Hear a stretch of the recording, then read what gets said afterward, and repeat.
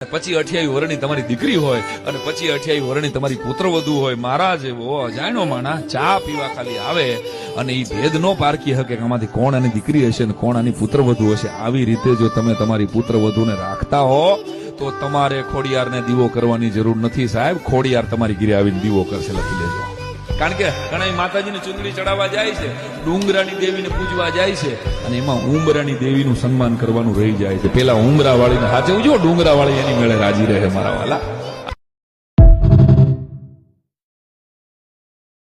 પછી 28 વર્ષની તમારી દીકરી હોય અને પછી 28 વર્ષની તમારી પુત્રવધુ હોય, મહારાજ એવો અજાણ્યો માણા ચા પીવા ખાલી આવે અને એ ભેદ નો પારખી શકે કે આમાંથી કોણ આની દીકરી હશે ને કોણ આની પુત્રવધુ હશે. આવી રીતે જો તમે તમારી પુત્રવધુને રાખતા હો તો તમારે ખોડિયારને દીવો કરવાની જરૂર નથી સાહેબ. ખોડિયાર તમારી ઘરે આવીને દીવો કરશે, લખી લેજો.